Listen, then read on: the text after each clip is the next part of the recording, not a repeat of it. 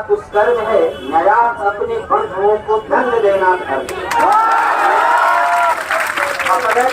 अयोध्या के उपाध्याय कहते हैं, उनका नारा है, उनके नारा को हरदम याद रखना है कि इस जोर जुर्म के टक्कर में हड़ताल हमारा नारा है, मेरी मांगे पूरी हो चाहे जो मजबूरी।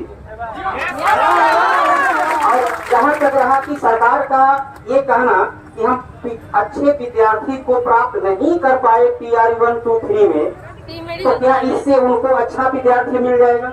सबसे पहली बात ये कोर्ट ऑफ कंडेम्ट भी है। जब सुप्रीम कोर्ट कहता है कि BEd का विद्यार्थी PRT में परीक्षा नहीं दे सकता है, तो PRT और BEd का दोनों एक काम कैसे हो? दूसरा, यहाँ पर जो है PRT का विद्यार्थी का उसका योग्यता निर्धारित किया गया +2, PGT का निर्धारित किया गया ग्रेजुएशन, PGT का है पोस्ट ग्रेजुएशन। तो जब तीनों एक ही कैटेगरी का विद्यार्थी है, तो फिर PGT और PRT में अंतर क्या रह गया?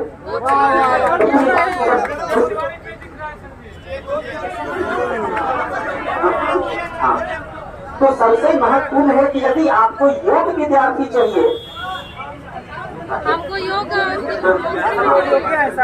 सरकार जो है, चाहे तिवारी जी हो या कोई भी हो, उसे जनता की मांगों के बाकी मांगों को पूरा करना ही लोकतंत्र है। जब हमारी मांग की आवश्यकता है, बाइकर पीकू, चौदह पीकू, रॉकर पीकू में हम है कहाँ पीकू? तो पीकू कहाँ रहे? कहता है सीमे की लोकतंत्र हो जिसमें सभी जनता का भाग है, तो जनता की कोई भाग की भागीदारी है ही नहीं। हमारी जो है कि योग्यता का परीक्षण कैसे होगा?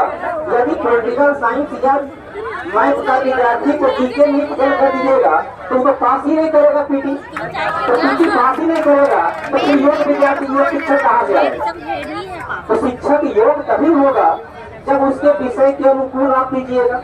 एक तो पहले सुप्रीम कोर्ट का जो अनुच्छेद 129 अभिलेख न्यायालय सुप्रीम कोर्ट के आदेश का उल्लंघन है कि आप जो है सो तीनों के लिए एक PT ले रहे हैं।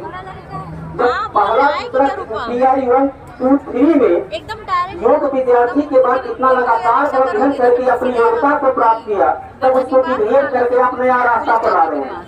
अर्थात जो योग्यता प्राप्त किया उसकी योग्यता का निर्वहन करना काम आपका।